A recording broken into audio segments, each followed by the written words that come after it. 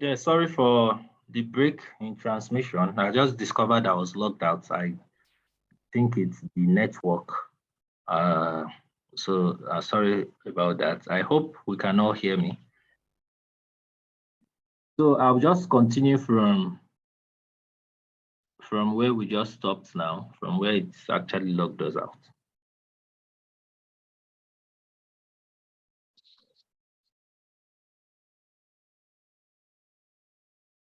Mr. Mohammed, do you want to say something?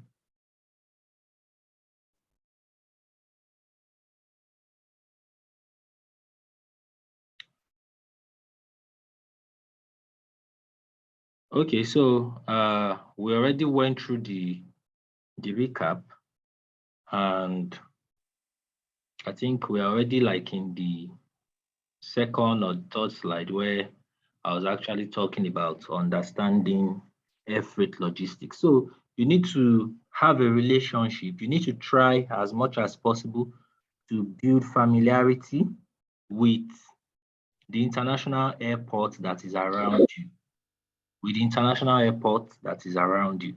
So you need to know the freight agents, the people to actually talk to in that airport so that you can get your goods, your harvest, your crop exported as soon as possible and in a very easy way so that when you get there, the agent just picks your stuff and have it inside their own warehouse till there's a flight available to load it on. So, but if you are not actually experienced or if you are not familiar with that environment, you might not know what to do immediately. So, like I said, that I actually wrote a book, A to Z of Mini Exporting, that actually explains a detailed uh, information, gives a detailed information about these logistics or air freight companies that can work, that can help you with your vegetables exporting. So you can check check it out for all those lists and all that. Then so from there we can go into uh explanation more in the class. So as a farmer, you can export several vegetables from your farm. You can export green leafy vegetables like ugu leaves, utazi leaves, onion leaves, different kind of leaves that you can export. Now, these leaves, most of the time, when people want to send out anything that has to do with leaves to other countries like US, like Canada, like the UK, they often dry the leaves depending on what the leaves is going to be used for. So we all know moi moi leaves, which is the bean cake leaves that is often eaten. People used to make it like on the roadside. You have it in restaurants, and a lot of people will, put it inside leaves. So they will prepare it, they will make it inside leaves. So when people are buying, they remove the leaves and give them the bean cake inside. Now, that leaf is often exported fresh. Is often exported fresh. That leaves people just buy it from the market, and then there are some farms where the tree is actually there and they just pluck the leaves and gather it together and sell it at the market. So that leaves, for instance, is used fresh. So you have to export it fresh. But when you are exporting ugu leaves, which is like a general vegetables for southerners, you know, that kind of leaves, you might have to dry it because it it has a shorter lifespan. It has a very short, maybe within 2 days, it's already within a day, it's already changing color. That is, if you just put the ugu leaf somewhere now, it's changing color, and before you know it, it will be going black. So apart from this, so one very good way to export leafy vegetables is to dry those leaves to make sure it's well dried, pack it and ship it out. Then if you want to export it fresh, I mean the way you plucked it, you would have already known that as you are harvesting this, as you are plucking these leaves, you are packing it, it won't stay long with you. So it might even be the day you pluck it, it's going to be loaded on an airplane, and it's going to be maybe like the next day it's going to be delivered to the client you are sending it to, and that way is still very, very okay. It's still going to be consumable by the time it gets to where you sent it to. So other crops you can export, from your backyard garden, from your small greenhouse or your big farm and all that is you can export pepper, you can export okra. Pepper, you can export it fresh because pepper, there are some species of pepper, that can take up to 3 days, even a week. There's actually a species of pepper that we export. It's very small in size. It's not so big. It's very small in size, and the red is not deep red. It's more of a light red, and it's not too big. It's just medium and small. Sometimes you can even pass for tiny. So that pepper can take up to 3 weeks without spoiling.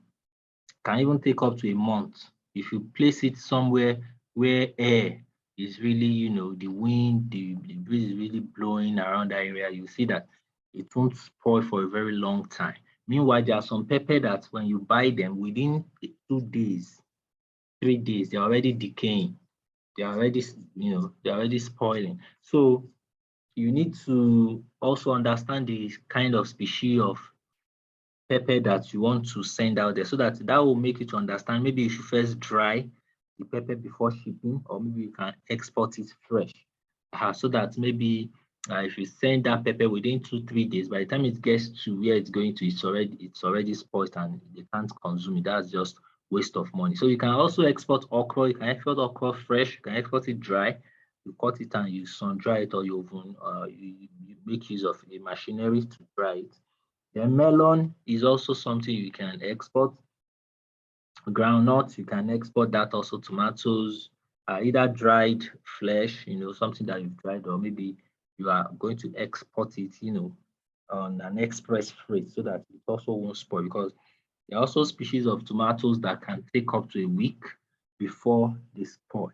So you need to also understand that, because you have to have like a quality standard, like a qualitative measure of when you're actually selecting and picking the tomatoes that you want to send out there, that you want to export. So there'll be some some things that you have to look out for that will assure you that, oh, this won't spoil, like the size, like how thick the tomato is, like how strong when you touch it, it is, and even the color of the tomato. So all these you need to put into consideration. So for some people, what they do is they have these big sized tomatoes. They won't allow it to ripe. So maybe it will ripe in 3 4 days. So they'll pluck it today, they'll pack it up, and they ship it. So by the time it arrives where it's going to, maybe in another day or two, it will just, be turned into red color. So by the time the person settles down with the tomato over there and all that, the person will just consume it straight away, because it's just getting ripe over there and it's not even spoiled. So these are things that you need to look out for when you are harvesting your produce, when you are harvesting your crops. So then other products that you can export, because it's not just vegetables that you can export. You can export other products from your farm also. So the reason why I said small farm in the other slide is because you can actually export. You can just look at the back of your house.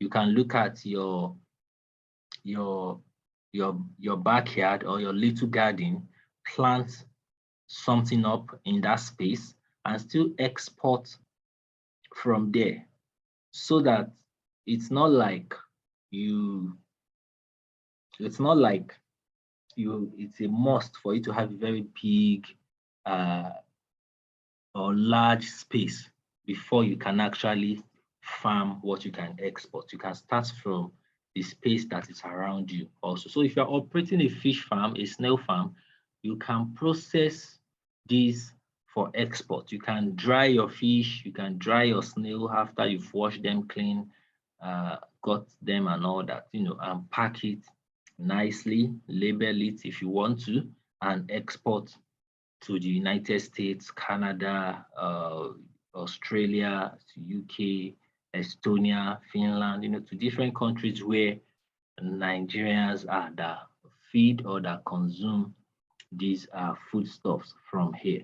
Then you can export finished food products or semi-finished products processed by you. For instance, we have rice flour. You can process rice flour. You can process yam flour. There's bean flour, dried pap, fresh pap. Tapioca is cassava, the powdered form. There's white gari. We have yellow gari. There's roasted groundnuts, grounded melon, spices such as locust beans. So it could just be that you want to focus on spices alone. So there are spices such as locust beans or locust beans powder. So we have curry, there's thyme, there's minted leaves, turmeric powder, garlic oil, garlic itself, onions, different products. I just listed the few that I could quickly think of, but these are not just the only thing that you can plant, harvest, process, and export, for yourself, by yourself. So these are just some of the things that you can think around from. So like bitter leaf is even part of it that you can even process, dry it, for export. So, but just make sure that the product you want to export or that you are shipping out has a very good quality. It's of good quality that when it gets to whoever is buying it, the person is happy, the person is satisfied, the person has no complaints about it. So that's one thing that is very important. Now, understanding packaging for sea freight and air freight. Sea freight takes a longer time frame to get to its destination, while air freight takes a shorter time. So like I explained earlier, when it comes to sea freight, it could take a month, it could take 2 months, as much as 60 days, depending on the port of loading and the port of destination. So that depends what's going to make up when the container you are sending or whatever you are sending through the sea will get to the buyer. Meanwhile, air freight takes a shorter time because air freight within a day, within 2 days, depending on the airline, depending on the destination, and depending on maybe you paid for express or just the standard rate. So all these also, but in a matter of days, the buyer will get whatever he or she orders for. So that's why air freight is actually faster than sea freight. So air freight goes through the air, through cargo airplanes, just like the name implies.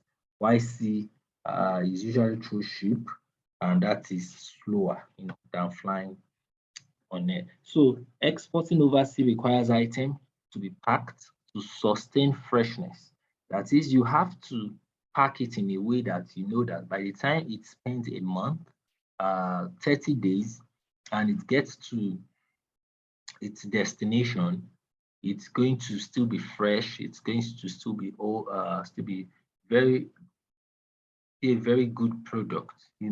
So that's one thing you need to do. So what you are supposed to pack in nylon, you don't put it open. You don't just open it in a carton. So you want to make sure you first sealed it in a nylon before sealing it up in a carton. So, and whatever you can just put into a sack, there are some products you just put them into a sack and you don't mind. And meanwhile, it doesn't work that way for other products. So you need to understand how you can maintain this freshness for different sets of agricultural produce or harvest or crops or whatever you have processed the crops into. Freight for air freight does not need to be packed to sustain a very long period of time. if you are sending something on air freight, because you might not even be sending like a very large quantity, like you are sending 30 tons, 40 tons, 50 tons of that same product. So maybe what you are just sending is 1 kilogram, 5 kilogram, or 10 kilogram. Then you know that the person you are sending it to, once he or she consumes the entire product that you send, he or she is going to order another one again, So you don't even need to like bother yourself on the time frame that it's going to spend before it gets spoiled. So that's one thing that you also need to consider. So, but that does not mean you should just pack because it's air freight, then you should just pack the product anyhow for your buyer. No, you must still, depending on the vision you have for your products, if you've been looking at your product that you want this product to go global, you want this product to become an international product. So that is very important also. That's very important also. So if you want it to become an international product, then you need to give it a visionary packaging. So that by the time it gets to wherever it's going to, other people can also look at it and be interested in buying the same product from you. You can export freshly harvested crops through air freight. You can export dried and frozen products through air freight and sea freight. Like the snail I spoke of earlier, you can export snail as a frozen product, also as a dried product. So for fish, for instance, fish are usually exported dried, but you can also export them as a frozen product, also just like the snail. Then packaging for export usually requires carton, paper bags, PPE bags, plastic bottles or containers. So depending on the product that you are sending, you need to just understand the packaging that is good for the product. So packaging helps you to secure your product. It helps you secure the product. It helps you secure your money. So if you know that you spent 100,000 naira, 200,000 naira, 500,000 naira, or ₦1,000,000 on this particular shipment that you are working on, then why won't you spend good amount of money to package it so that it doesn't get spoiled before it gets to where it's going, or it doesn't just get busted. Sometimes you export, you ship some things, and by the time the item gets to where it's going, it's busted. Maybe some of the product has even fallen off, it cannot even be traced or found. So all these you need to put into consideration because you want your buyer to count the pieces of product you sent and say, oh, I ordered for 50, there's 50 inside. So all these in whatever that you get or for where you are going in exporting in this exports export business. So another thing I also want us to consider is when it comes to packaging, it is branding. Well, branding is not like a must. It is not like a condition, like a condition that, okay, if you don't brand your package, it will not be accepted or you can't ship. But sometimes there are some destinations in, will I say, across, when you are getting close to Asia, when you are getting close to off Europe, some countries that they don't even understand English at all, they will need you to do some branding, like maybe in their own language. So depending on the specification or what your buyer has told you, we can compensate for that so that you know, okay, what language are you printing on the product? Are you printing English on it, or are you putting Chinese Mandarin on it, or are you putting Filipino language on it and all that? Like there's a country in Europe we export drinks to.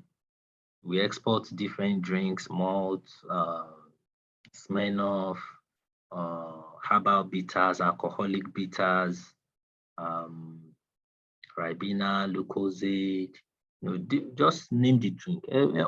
But let me just say, except water. But there's no drink that we don't ship. So when we are shipping to this particular country, we need to do some reprinting on the packs. We need to print on the packs in the language of the country so that the customs, before they accept the products in, they'll read the language to say that, oh, okay, this is what it means. Oh, this contains alcohol. This doesn't contain alcohol, because they actually can't read English in their own country. So this is very important actually.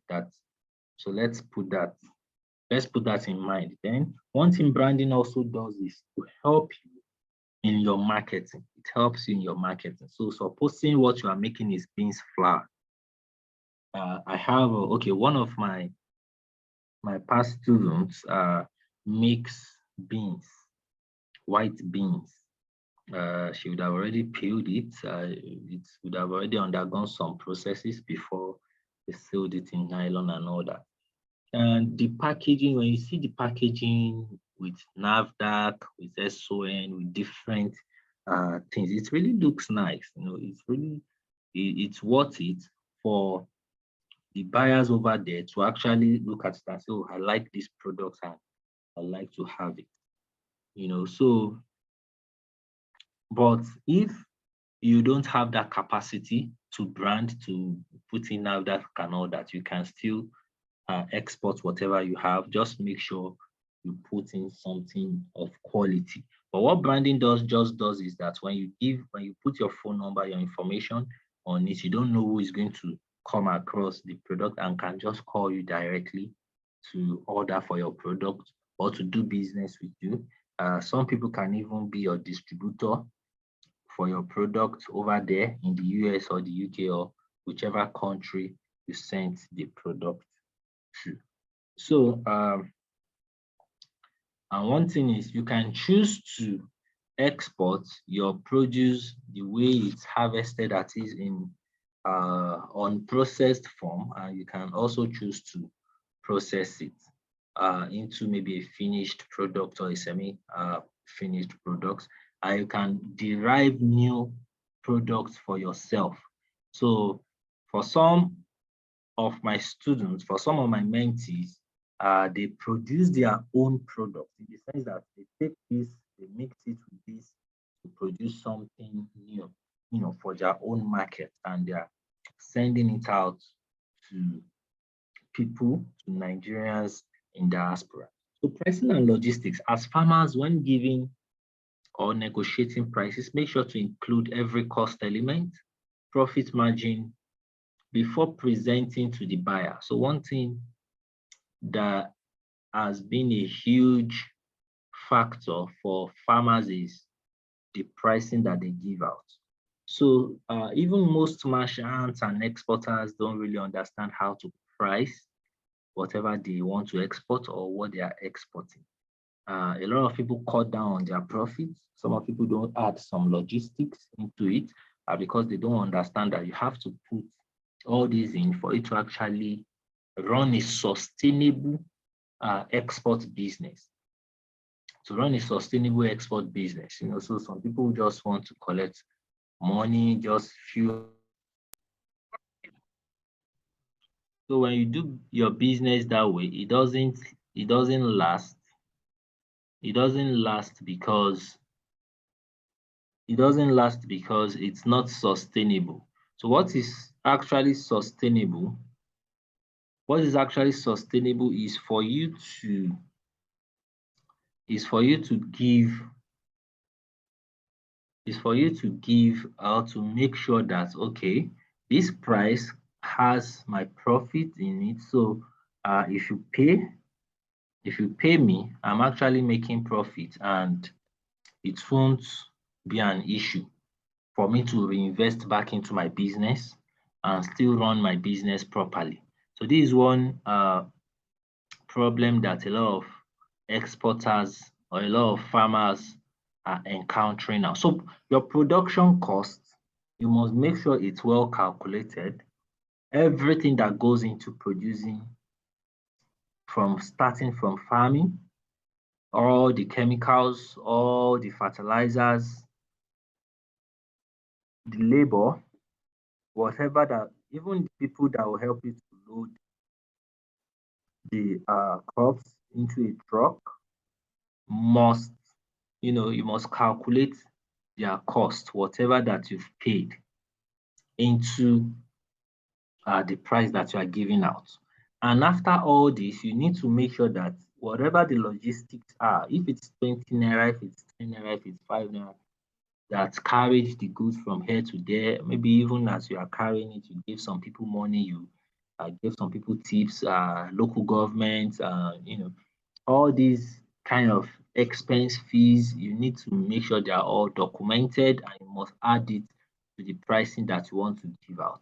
In case you are to use insurance to secure whatever is on transit, you need to also add it to the pricing, and most importantly, you need to have your profit to the pricing also. So a lot, I've seen different farmers or exporters who make the mistake of not adding their profit when they are giving pricing, which is actually puts them at a disadvantage. So it's very important that you understand how to give your pricing. So you make sure your production cost plus or every logistics, profit, insurance, and that's what you give to the person who wants to buy from you. Then you can now negotiate, or he or she can now negotiate the price with you. Then you both negotiate and see what can work and what won't work. So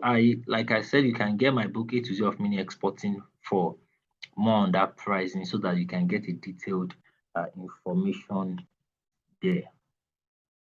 So on trade financing, last class we also spoke on trade financing. So like I said, I'm bringing up this issue of trade financing again because it's very important that you understand what trade financing is all about. A lot of exporters, a lot of farmers, can't even boost up their confidence, or can't even say they want to export, because the first thing that comes to their mind is, do I even have the money? Do I even have the money? So a lot of people just say that, this is expensive. How do I raise $1 million?